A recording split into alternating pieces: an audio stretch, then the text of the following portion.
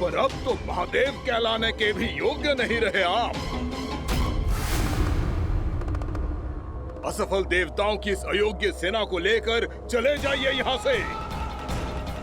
ना ये मेरा सामना कर सकते हैं और ना ही आप।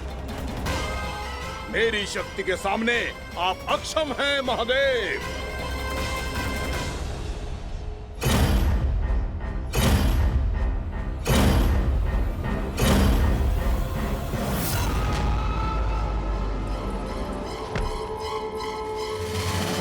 सुधा, जिस दुष्ट ने मेरे लल्ला को निगलो है ना, भीतर से जलेगो, छटपटाएगो, पीड़ा से कराएगो।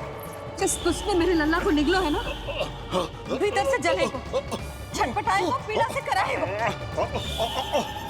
ये क्या हो रहा है मुझे?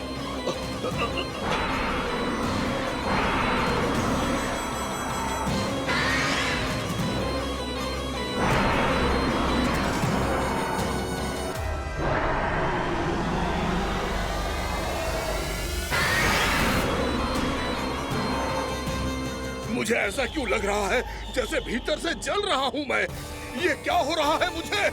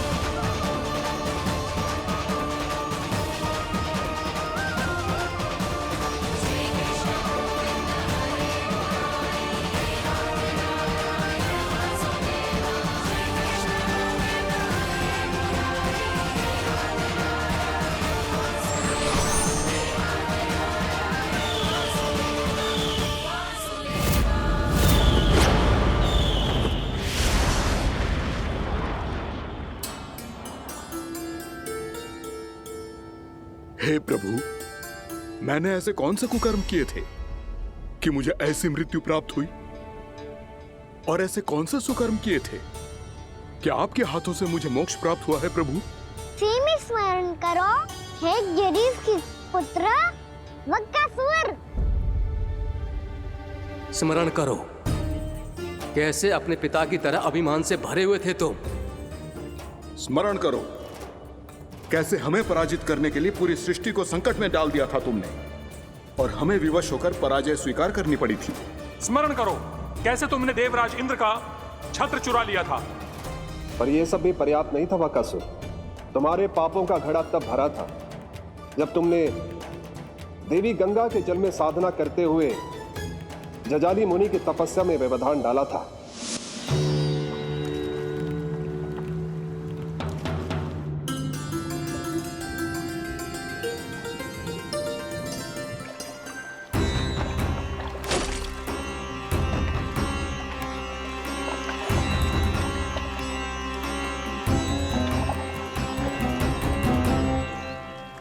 रुक क्यों गए चालक? नौका को आगे की ओर ले चलो। आगे बढ़ना उचित नहीं होगा महाराज। यहाँ से कुछ ही दूरी पर जालजली मुनि तपस्या कर रहे हैं। तो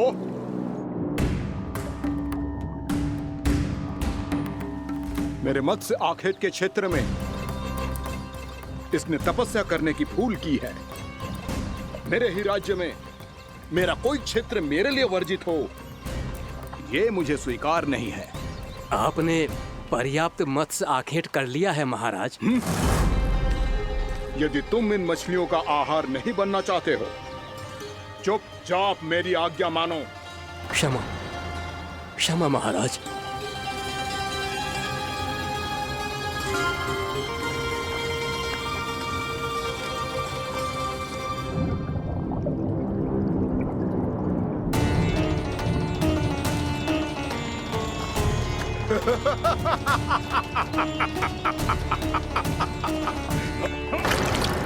मुनिवर, रक्षा कीजिए, रक्षा कीजिए मुनिवर। हमारे प्राण बचाइए मुनिवर, मुनिवर हमारे प्राण बचाइए।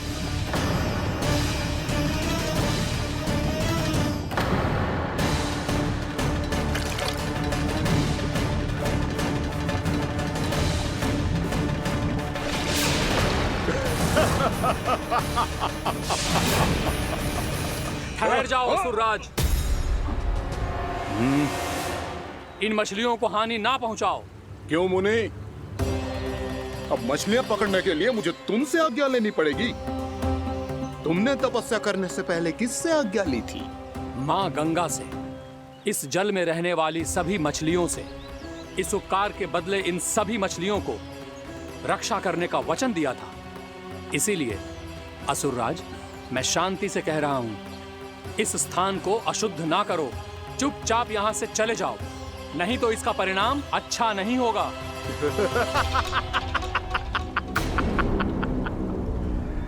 तुम जिन देवताओं की तपस्या कर रहे हो ना मुनि, उन्होंने भी मेरा कुछ नहीं बिगाड़ पाया था, और तुम मुझे धमकी देने का दुस्साहस कर रहे हो।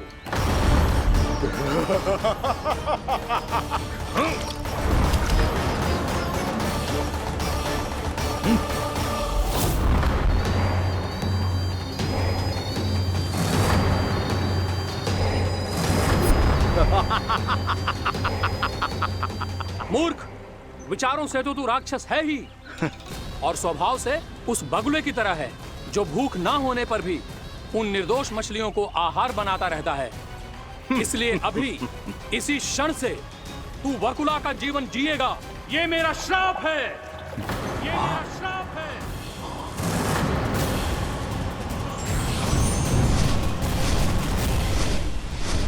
श्राप पाने के बाद तुम्हें आभास हुआ कि तुमने कितना बड़ा अपराध किया था, और तब तुम जजाली मुनि से क्षमा याचना करने लगे।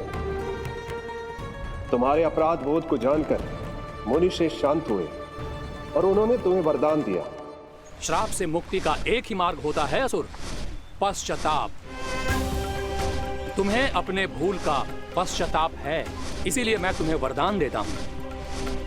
तुम्हें मेरे श्राप से मुक्ति अवश्य मिलेगी। स्वयं प्रभु श्री नारायण के अवतार इस बगुले के देह के बंधन से तुम्हें मुक्त करेंगे।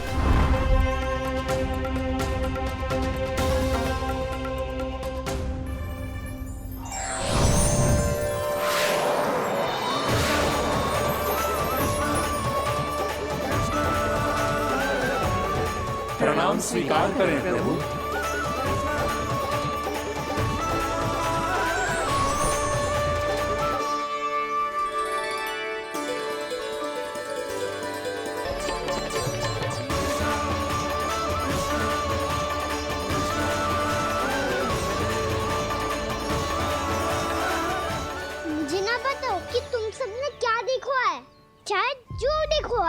बस मैया से कछु मत ही बताना।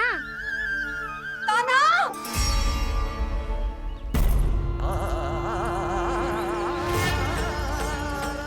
कान्हा! मेरा लल्ला!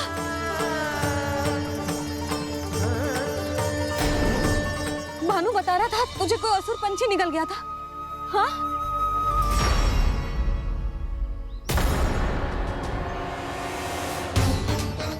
हे नारायण, ये क्या है?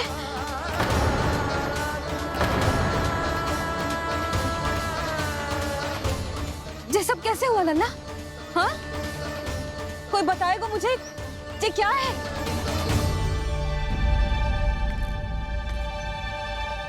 श्रीधामा, मधुमंगल, चिची को सब कुछ बता दो।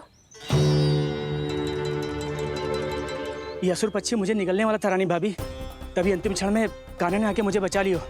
और ये असुर पक्षी ने कही कि यह है वृंदावन का राजकुमार, नंदराज का लल्ला।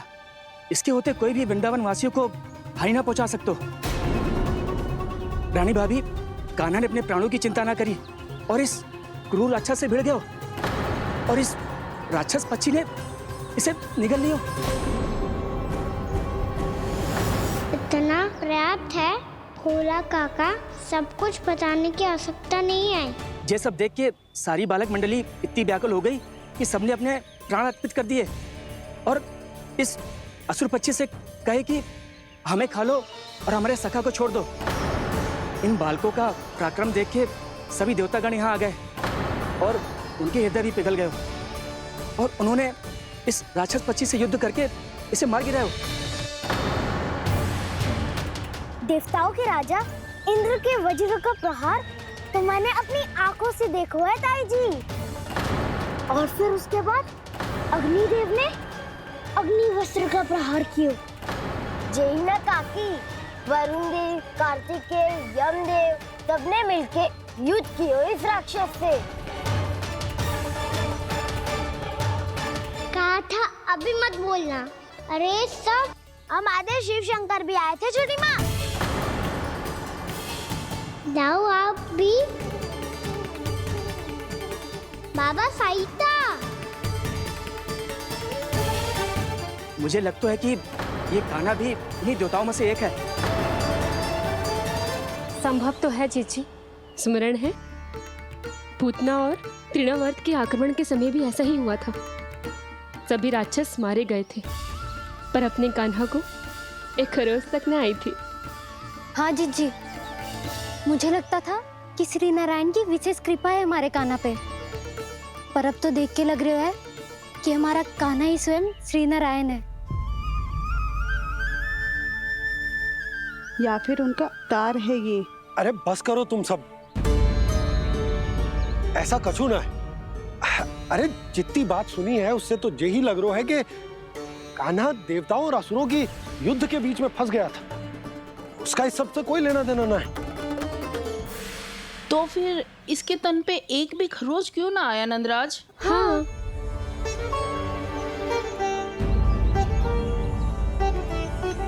है काकी, खरच तो है। दिखा लल्ला। भैया बात पीड़ा आ रही है, कुछ करो ना। चिकोपिया भी ना अति करती है। श्री नारायण का अवतार हो तो इतनी तनिक सी खरोच पे ऐसे रो तो क्या? बस बहुत होगा। अब तो तुम सबने सीमा ही पार कर दी है। कभी से श्री नारायण बुलाते हो, कभी श्री नारायण का अवतार। तनिक कछु हो ना जाता है कि तुम सब कहानियां बुनने लगती हो। जे बस साधारण सा बालक है, मेरा लल्ला है जे, इसे भगवान मत ही बनाओ।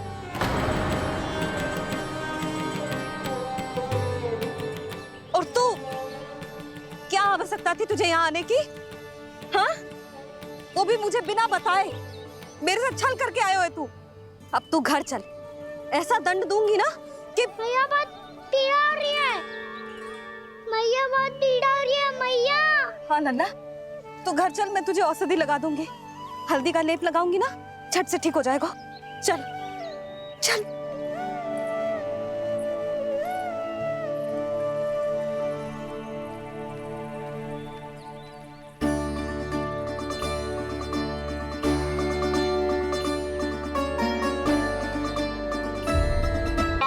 हाँ नन्ना, तू घर चल, मैं तुझे औषधि लगा दूंगी। हल्दी का लेप लगाऊंगी ना, झट से ठीक हो जाएगा। चल चल।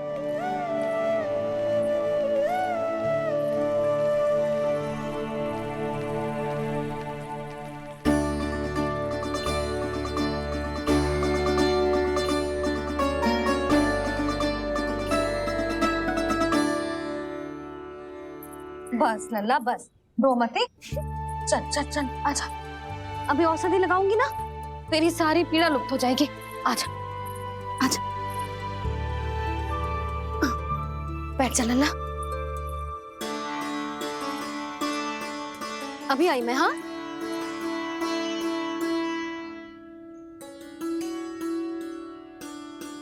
मैया।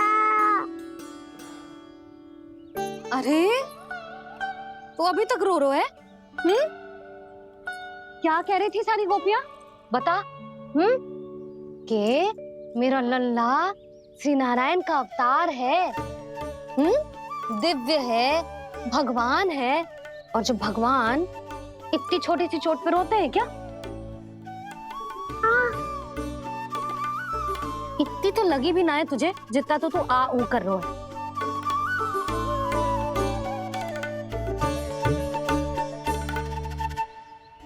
आओ ना करूंगो। आप ऐसा दुलार थोड़ी करोगी। ओहो, वृंदावन का गौपालक जे इतनी छोटी सी चोट पे रोता है ना? गोप बालकों का मुखिया इतनी छोटी सी चोट पे रोता है? मेरा लल्ला तो सबसे शक्तिशाली है। जे इतनी छोटी सी चोट तो क्या बड़े बड़े राक्षसों से भी ना घबराता है। हाँ, एक बार में सबको समाप्त कर देता है कि ना? हाँ मैया, यदि कोई राक्षस वृंदावन की ओर तेरी दृष्टि करके आएगा तो सबसे पहले कान्हा को सुरक्षा में खड़ा पाएगा, फिर चाहे जो पाल बन के आए या बगुला बन के।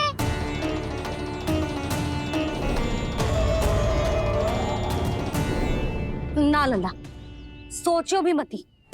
वृंदावन की सुरक्षा करना तेरा दायित्व ना है। तुझे और कोई संकट का सामना करने की आवश्यकता ना है।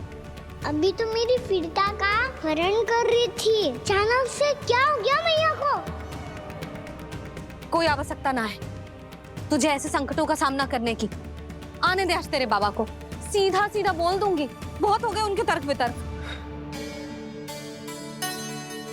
मेरा फूल सा लल्ला वन में अकेले गौचारण के लिए ना जाएगो। आज बगुले ने निकल लियो, कल का और हो जाए तो?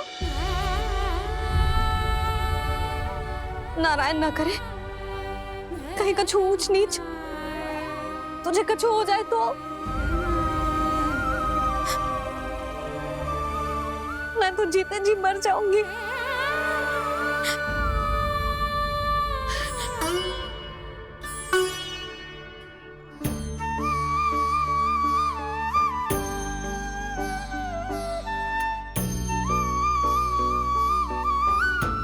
वीर लल्ला की वीर मैया इतनी सी बात तो रोती है क्या? क्या करूं कान्हा, तुझे ऐसे बार बार संकट के मुंह में जाते हुए ना देख सकती मैं। तो फिर मैया मैं वचन देता हूँ, आज के बाद मैं गौचारण के लिए तभी जाऊंगा जब आप आज्ञा दोगी। पक्का? छल ना करेगा ना मेरे साथ? मैंने कब छल करो मैया? अच्छा ठीक है, ना करूंगा छल। यदि आपसे पूछे बिना बाहर निकलो तो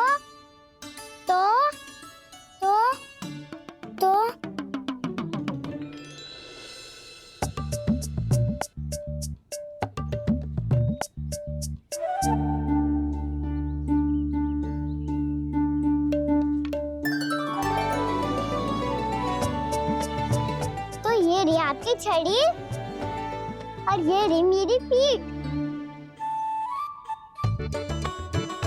चेक देना था पर तोड़। ठीक है, जब तूने अपना दंड निर्धारित कर ही लियो है तो सोच ले, अब अगर तूने मेरी बात ना मानी तो तोड़ तोड़ छड़ी पड़ेगी। समझ आई?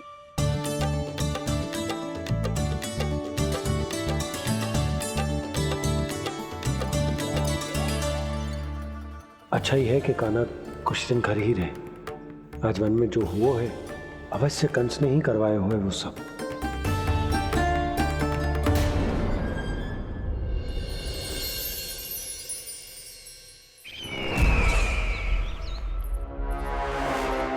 आपका ये धनुष तो सबसे अधिक शक्तिशाली था महाराज, ये कैसे टूट गया? कहीं ये बकासुर की पराजय का संकेत तो?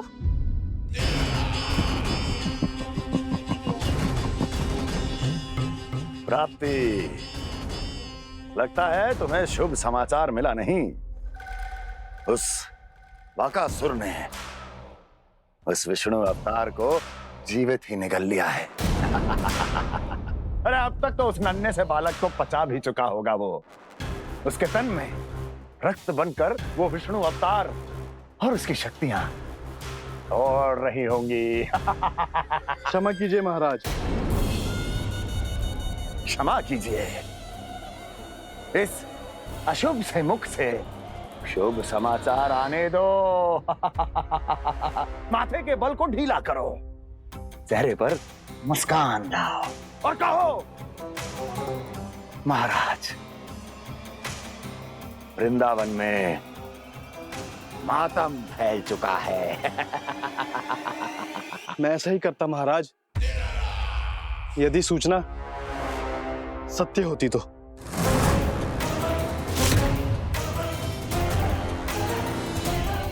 कहना क्या चाहते हो? एक क्षण में सूचना उगलो, अन्यथा मेरा योद्धा बकासुर विष्णु अवतार की तरह तुम्हें भी जीवित निकल जाएगा। आने दो।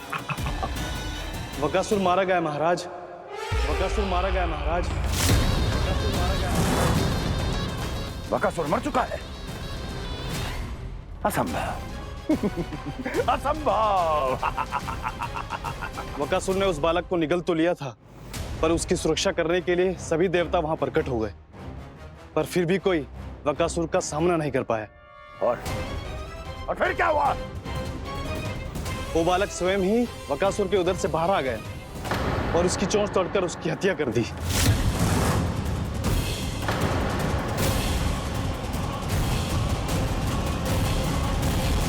वन में बकासुर की चोंच टूट गई और यहाँ आपका ये धनुष।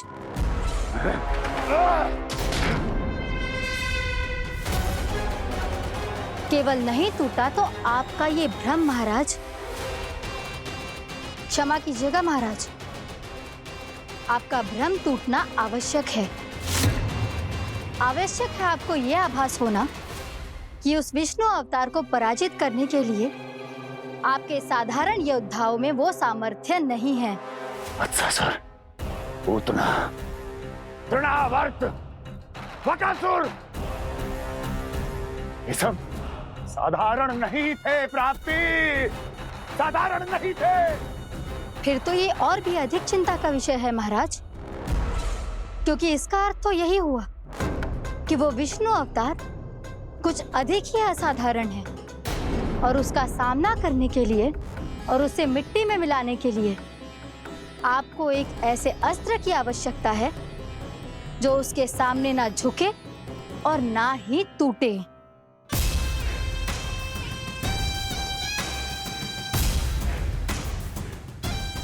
तो फिर मैं ऐसा ही असत्र ढूंढूंगा, चाहे आकाश पाताल एक क्यों ना करना पड़े मुझे, 10 दिशाएं 14 भुवन क्यों ना नापने पड़े मुझे। मैं उस असतर को अवश्य ढूंढ निकालूंगा जो उस विष्णु अवतार के प्राणों की डोरी इस धनुष की तरह तोड़ सके।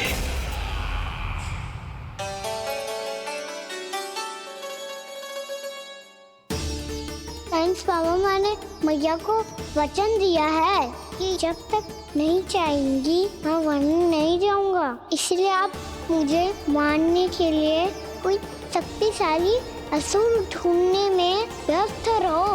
कुछ दिन तब तक मैं व्यस्त रहूंगा अपनी मैया की सेवा करने में।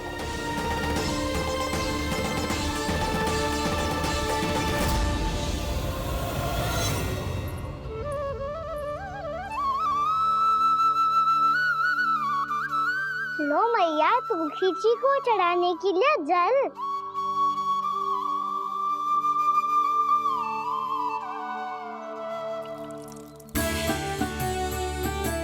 लो मैया, और आटा।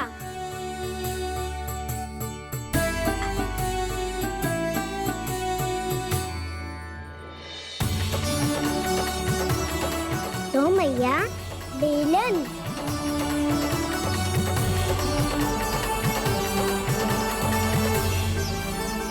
ले तनिक खा ले। ओ मैया, भूख ना लगी है। बिना भूख के खाने से क्या लाभ? और तेरा जब पेट तो कह रहा है कि उसे भोजन चाहिए। और लाभ कैसे ना है लल्ला? भोजन का लाभ है ना, तन को पोषण मिलेगो, स्वास्थ्य बनेगो, जे तेरी भुजाओं में शक्ति आ जाएगी ताऊ के जैसी, ताऊ से भी अधिक। तेरे जे केस भी लंबे हो जाएंगे। सच्ची मैया? सच्ची। माप के देख लियो नित्य दिन।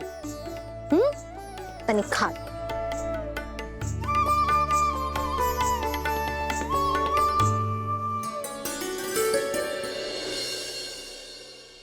मान के मैया का कहना, छक के भोजन खाते हैं, नित्य मापते भुजा केश, पर ज्यों का त्यों ही पाते हैं।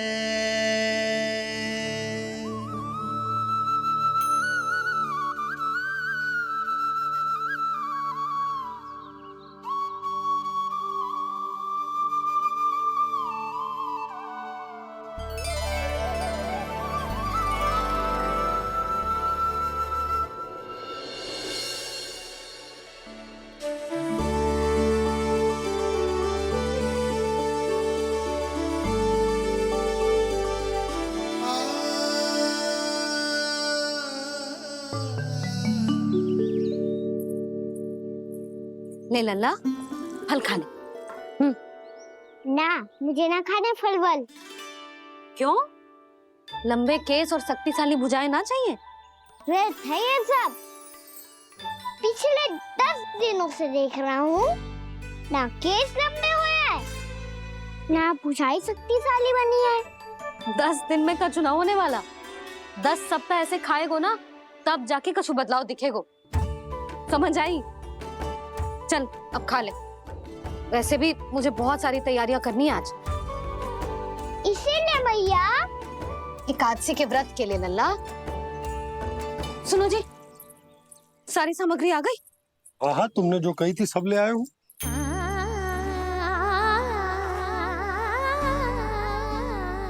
इसमें नारियल तो है ही ना, उसके बिना मैं एकादशी की पूजा कैसे करूंगी? यशोदा, मैंने भोला से कह दिया, वो लेकर आते ही होगा। घबराओ मत। कैसे ना घबराओ जी, आपको पता है ना एकादशी का व्रत मेरे लिए कितना महत्वपूर्ण है। पतो है। अरे इसमें तो दिए भी ना है। दिए ना है? अब मैं अभी लेकर आता हूँ। आप रहने दो, मैं ही लेके आती हूँ। भक्त भोला राम के यहाँ से है। भक्त भोला राम? मेरा अर्थ है कुमार भोला यहाँ के यहाँ से। हाँ हाँ, वो ही।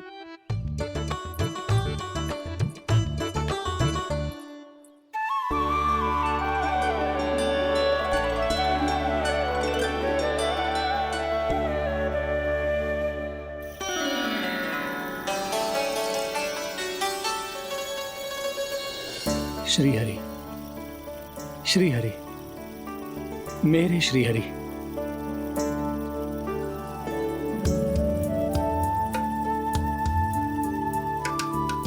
मेरे श्री हरि। भोला राम, मेरी मटकी तैयार है? मेरे श्री हरि। मेरे श्री हरि।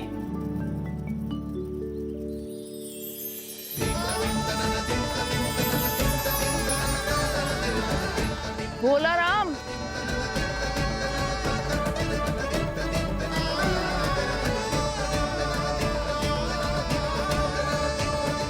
भोला काका, ओ भोला काका।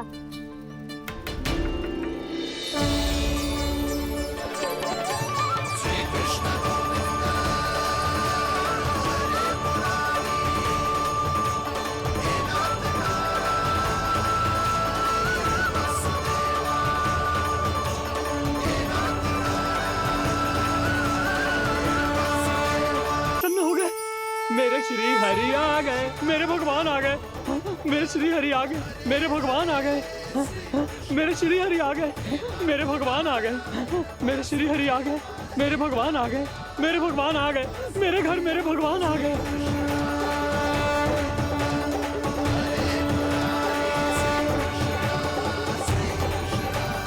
मेरे घर आ गए, मेरे श्री हरि आ गए, हाँ मेरे श्री हरि आ गए।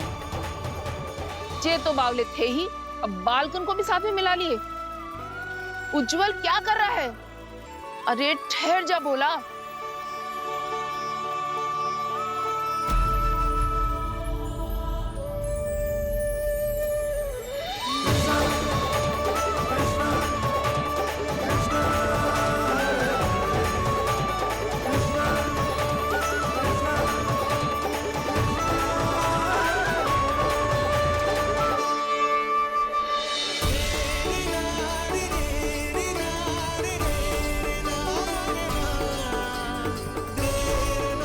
प्रेम से बुलाओ, आएंगे हरी भी।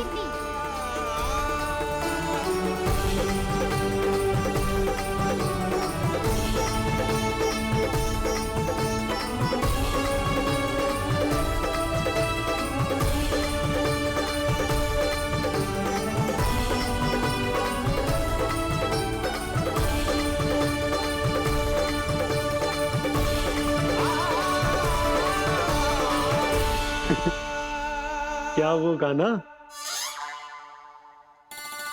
किसकी धुन में झूम रहा तू? निर्मल निशा भक्ति की धुन में।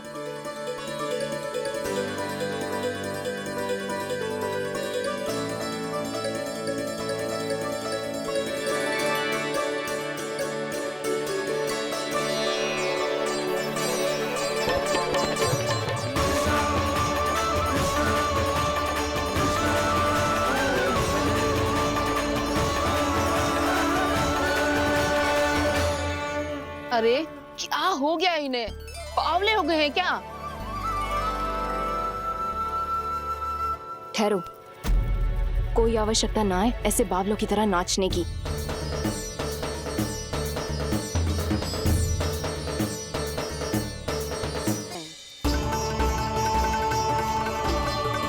बस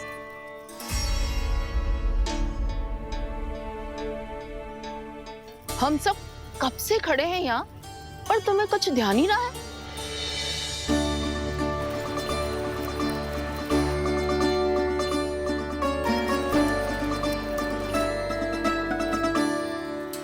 नाच गाने में ऐसे मगन हुए कि हमें देखा भी ना।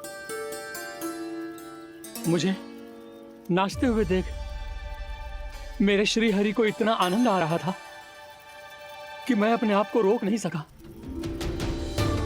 और वैसे भी मेरे जन्म का एकमात्र उद्देश्य है श्री हरि की सेवा करना, श्री हरि को प्रसन्न करना।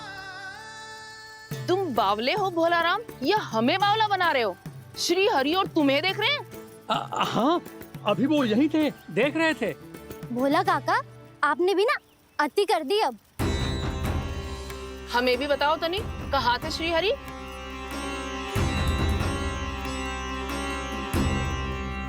ना जाने अपना उपहास करवाने में क्या आनंद आता है इन्हें। देखो, अब तुम सच मानो या झूठ, लेकिन हमरे श्री हरि यहीं थे, इसी चाक पर अभी। हाँ, लो सुन लो इस मूर्ख की बात। श्री हरि को और कोई स्थान ना मिलो जो इसके मिट्टी के चाक पे आकर बैठेंगे। श्री हरि को और कोई स्थान ना मिलो जो इसके मिट्टी के चाक पे आकर बैठेंगे। श्री हरि को और कोई स्थान ना मिलो जो इसके मिट्टी के चाक पे आकर बैठेंगे।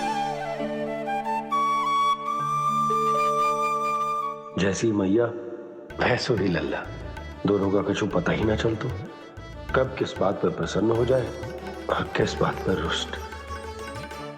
अरे मैं भला असत्य क्यों बोलूंगा? अभी अभी यही थे श्री हरि। हाँ,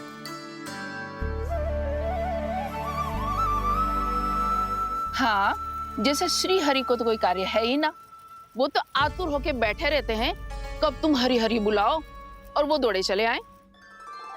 भगवान तो भक्तों के पास आने के लिए सदैव आतुर रहते हैं, बल्कि सत्य तो यह है कि भक्तों के मन में ही निवास करते हैं भगवान।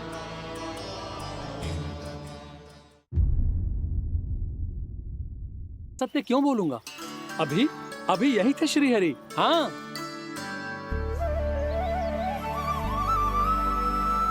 हाँ, जैसे श्री हरि को तो कोई कार्य है ही ना, वो तो आतुर होके बैठे रहते हैं कब तुम हरि हरि बुलाओ और वो दौड़े चले आए। भगवान तो भक्तों के पास आने के लिए सदैव आतुर रहते हैं, बल्कि सत्य तो यह है कि भक्तों के मन में ही निवास करते हैं भगवान। भगवान तो भक्त के पास आने के लिए सदैव ही आतुर रहते हैं शंकरी मौसी। बल्कि सच्ची बात तो ये है कि भगवान हमारे मन में ही निवास करते हैं। कम से कम तू तो इसे बढ़ावा मत दे जशोदा। जब देखो जब हरि नाम की रट लगाए रहते है। हरि बोलते बोलते ऐसो बावलो होता है कि सारा कार्य भूल जाता है। 2 दिन से अपनी मटकी के लिए चक्कर काट रही हूँ। अभी तो एक चक्कर और लगाना होगा आपको। आपकी मटकी तैयार हो गई है, अभी लाता हूँ।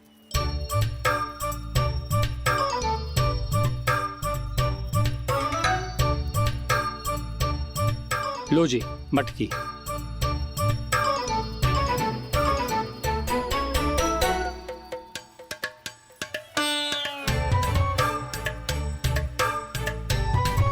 इस कच्चे मटके का क्या करूं मैं? हाँ? पर इसे तो मैंने भट्टी में पकाया था। अब तू ही देख ले कितना ध्यान रहता है इस कार्य पे। और कह तो है कि श्री हरि आते हैं इससे मिलने। हाँ आते हैं और आगे भी आएंगे हमारे श्री हरि हमसे मिलने। और आके मोक्ष देंगे, है ना? मांगूंगा तो मोक्ष भी दे देंगे, मांगूंगा तो मोक्ष भी दे देंगे, मांगूंगा तो मोक्ष भी दे देंगे। अभी तो ये बता कि तू मुझे मेरी मटकी कब देगो? और मेरी मांग कब पूरी करोगे भोला राम जी? मेरो घड़ा मेरे दिए तो तैयार है ना? कल एकादशी की पूजा और व्रत के लिए। एकादशी का व्रत? हाँ, एकादशी का व्रत। इसे करने से श्री हरि बहुत प्रसन्न होते हैं। अच्छा, फिर तो अभी लाया।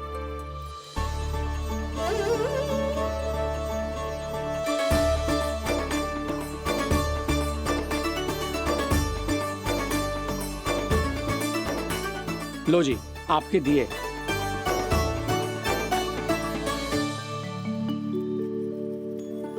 और जो हमने मांगा है वो? बाकी सब शेष द्वादशी के दिन मिलेगा, क्योंकि कल मैं भी एकादशी का व्रत रखूंगा, क्योंकि कल मैं भी एकादशी का व्रत रखूंगा, क्योंकि कल मैं भी एकादशी का व्रत रखूंगा।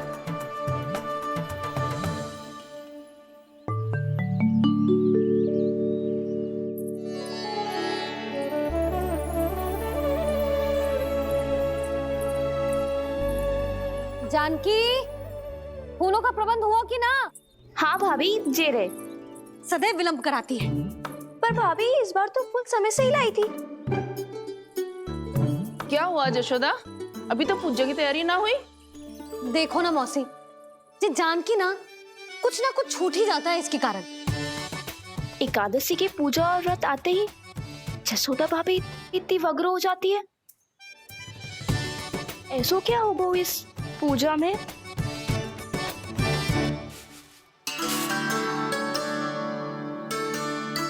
ये थाली में रोली चंदन रखने से, दिया जलाने से के होगो? आपको पता भी है एकादशी का व्रत क्यों रखते हैं? क्या महत्व है इसका? लो, जे तो मैं जसोमती रानी से पूछना भूल ही गया।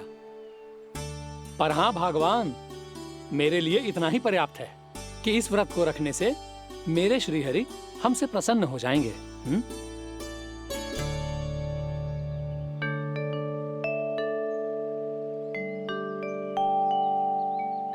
नारायण ही जाने ऐसे कैसे पूजा करते हैं जे श्री हरि की एक मूर्ति तक ना है इनके पास।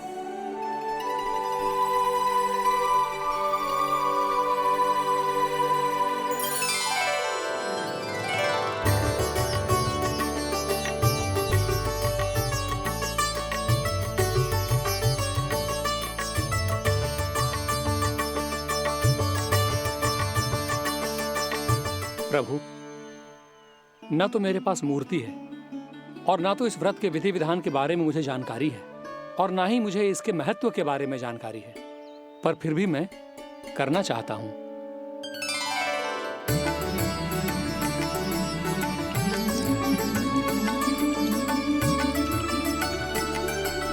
इसीलिए मैं दृढ़ संकल्प लेता हूं, पूरी निष्ठा के साथ, श्रद्धा के साथ और पूरी आस्था के साथ मैं इस व्रत को संपन्न करूंगा।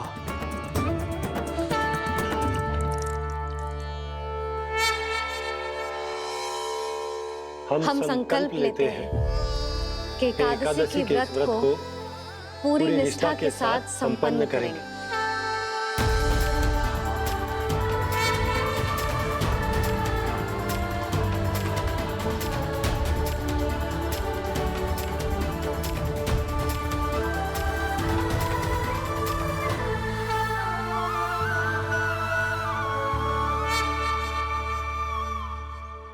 तुलसी जी के पत्ते तो हैं ही ना।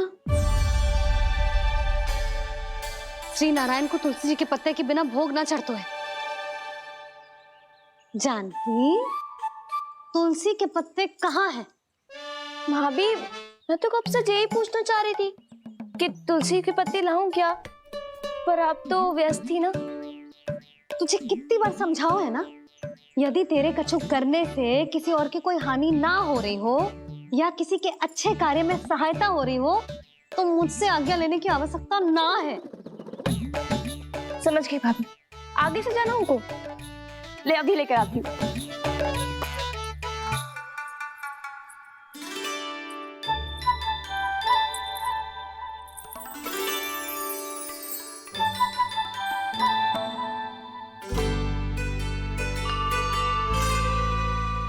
ताऊ, आपने पहले ये व्रत करो है? आपको इसका महत्व पता है? भाभी चलो। जानकी, तुमने ये व्रत करो है?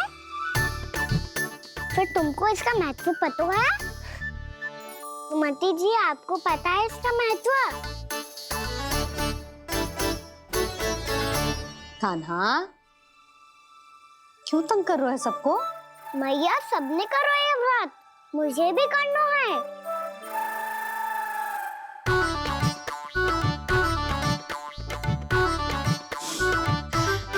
ये व्रत केवल बड़ों के लिए होती है लल्ला।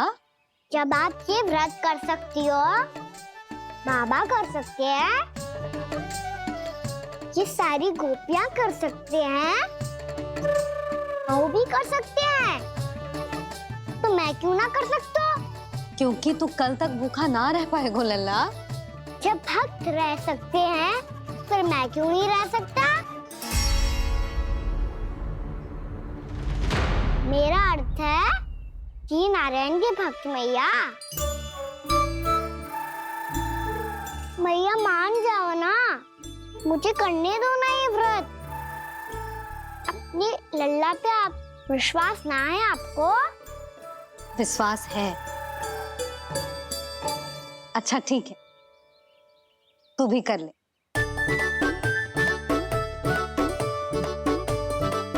पर मैया, व्रत की कथा तो सुनाओ, मैं तो अबध हूँ ना। मुझे कैसा पता चलेगा कि ये व्रत करते क्यों हैं?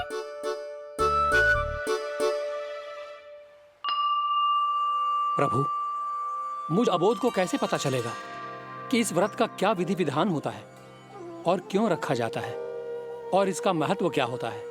मुझे तो आप ही बता सकते हैं प्रभु। जब व्रत कर रहे हैं तब उसका महत्व भी पता होना चाहिए ना।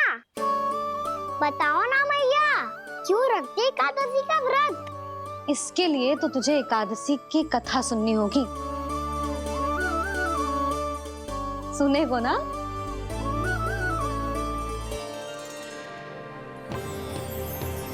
वसुदेव सुतं देवं कंसचाणूरमर्दनम्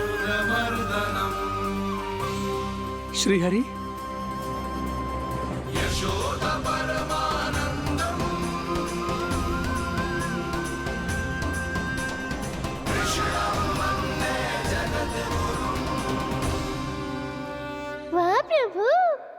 भक्तों को एकादशी व्रत का महत्व समझाने का अच्छा उपाय खोज निकाला है आपने।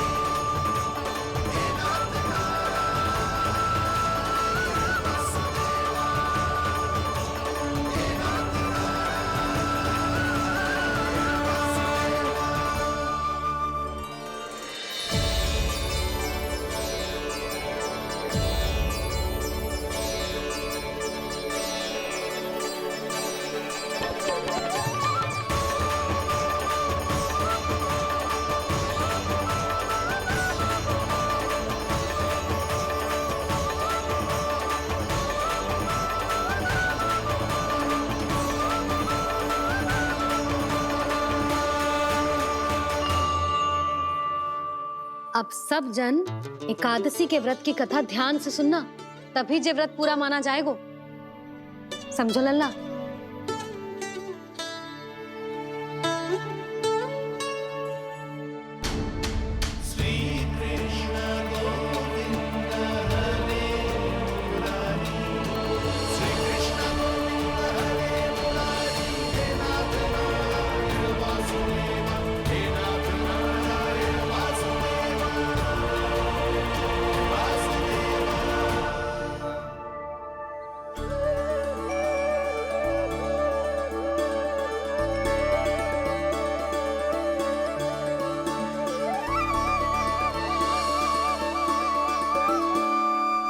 सतयुग में चंद्रावती नाम के नगर में मूरा नाम का एक असुर राज्य करता था। ओम ब्रह्मदेवाय नमः। ओम ब्रह्मदेवाय नमः। ओम ब्रह्मदेवाय नमः। ओम ब्रह्मदेवाय नमः।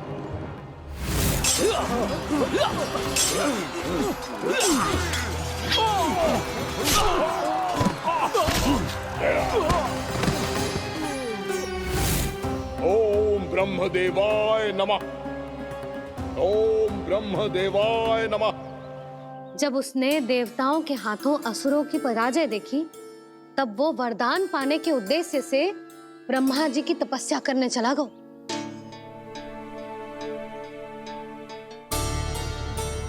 शीघ्र ही मूरा की तपस्या सफल हो गई और ब्रह्मदेव जी उससे प्रसन्न हो गए। ब्रह्मदेवाय नमः। ओम ब्रह्मदेवाय नमः। ओम ब्रह्मदेवाय नमः। ओम ब्रह्मदेवाय नमः। ओम ब्रह्मदेवाय नमः। ओम ब्रह्मदेवाय नमः। ओम ब्रह्मदेवाय नमः।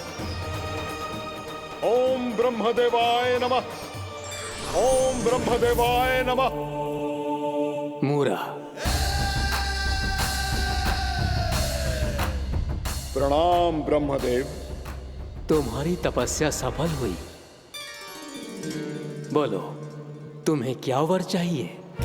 सृष्टि के रचयिता ब्रह्मदेव, कृपया मुझे ऐसा वरदान दीजिए जिसकी सहायता से मैं त्रिलोकी विजयी बन जाऊं और कोई देवता मुझे पराजित ना कर सके। यहाँ तक कि देवताओं के रक्षक, सृष्टि के संचालक भगवान श्री विष्णु के लिए भी मैं अपराजय रहूं। तथास्तु, तथास्तु, तथास्तु। प्रणाम ब्रह्मदेव।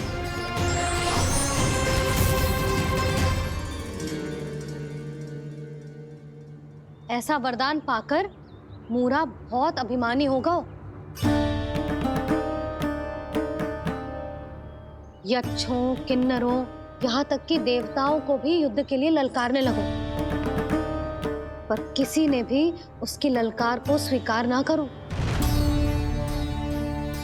क्योंकि सभी उसकी शक्ति से बहुत भयभीत थे और उसके सामने युद्ध किए बिना ही अपनी पराजय स्वीकार करने लगे और फिर दंभ में आके उसने स्वर्ग लोक पर भी आक्रमण कर दिया और देवराज इंद्र तक को चुनौती दे डाली।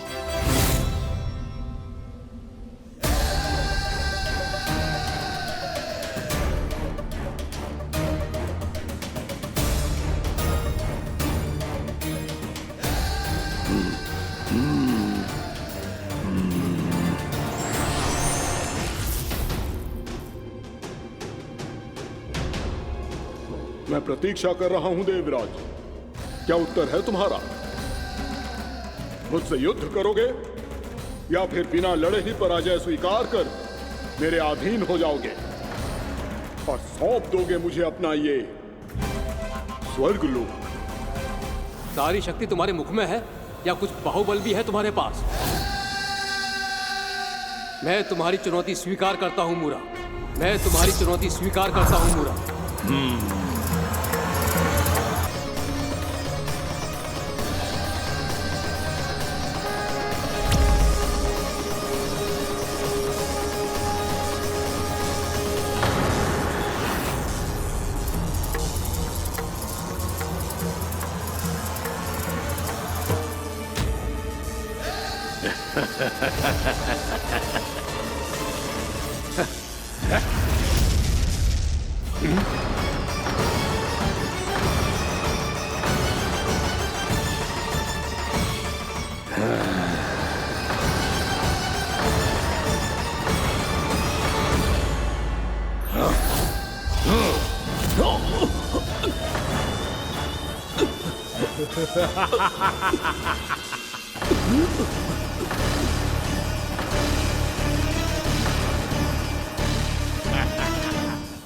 खैरिए देवगण, असुर राज मुरा को ब्रह्मदेव का आशीर्वाद प्राप्त है।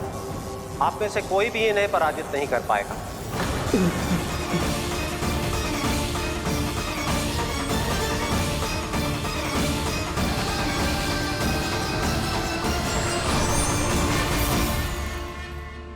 एक अवसर और देता हूं देवराज, युद्ध या अधीनता, क्या उत्तर है तुम्हारा देवराज?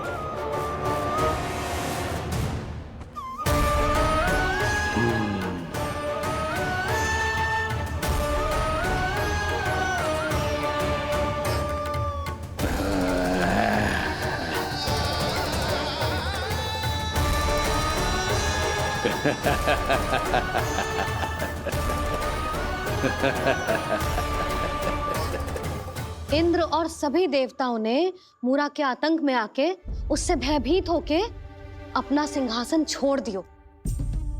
अब मूरा स्वर्ग का अधिपति बन गयो और शीघ्र ही उसने अन्य सभी असुरों को स्वर्ग में निवास करने के लिए आमंत्रित कर दियो। और इस प्रकार से वो धीरे धीरे तीनों लोकों का सम्राट बन गयो। उसे किसी ने रोका नहीं मैया?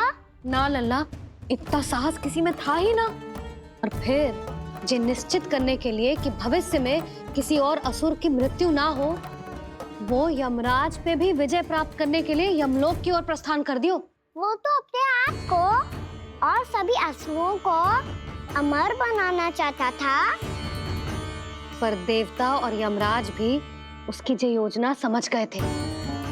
इसीलिए उसके आने से पहले ही सारे देवताओं ने श्री नारायण से सहायता के लिए गुहार लगाई।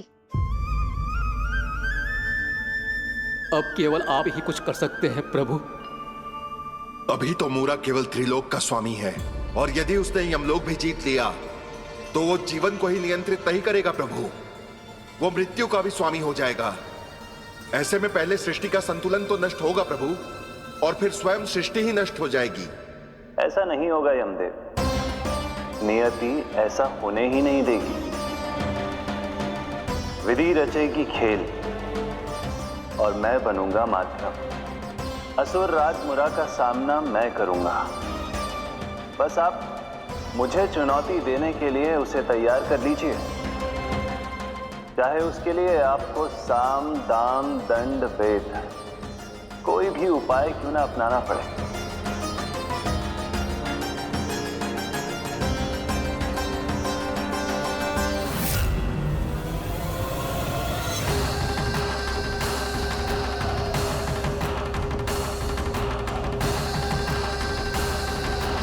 आप तो मेरी प्रतीक्षा में पहले से ही खड़े हैं यमदेव। तब तो आपने मेरी चुनौती के बारे में भी सुना ही होगा। कहिए, क्या उत्तर है आपका? मेरा स्वागत करके अपना राज्य त्यागेंगे या मेरा सामना करके अपने प्राण? असुर राज मुरा का सामना मैं करूंगा। बस आप मुझे चुनौती देने के लिए उसे तैयार कर लीजिए, चाहे उसके लिए आपको साम दाम दंड भेद कोई भी उपाय क्यों ना अपनाना पड़े।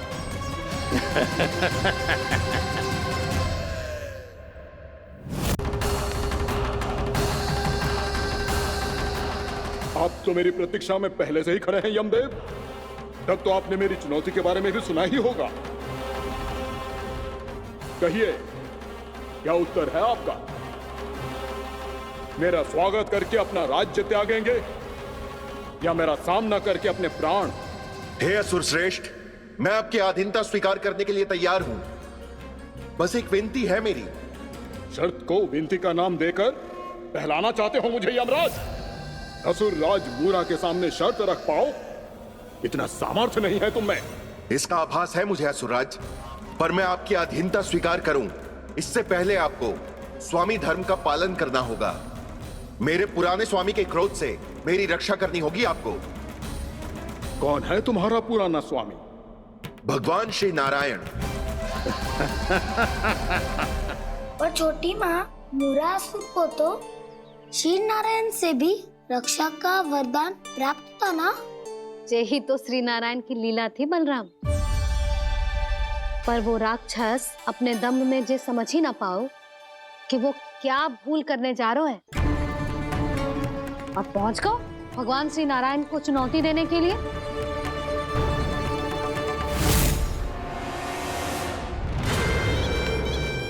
वहीं ठहर जाओ असुर राज मुरा।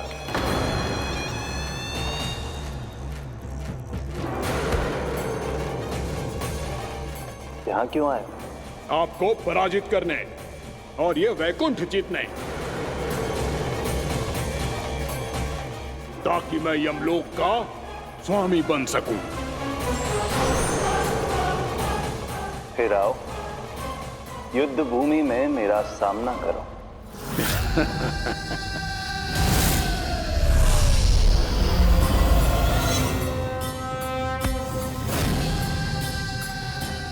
ये नहीं जानते कि इनसे ना हारने का वरदान तो मैं पहले ही प्राप्त कर चुका हूं। इसलिए युद्ध ठीक से आरंभ हो पाए उससे पहले ही इन्हें जीत लूंगा मैं।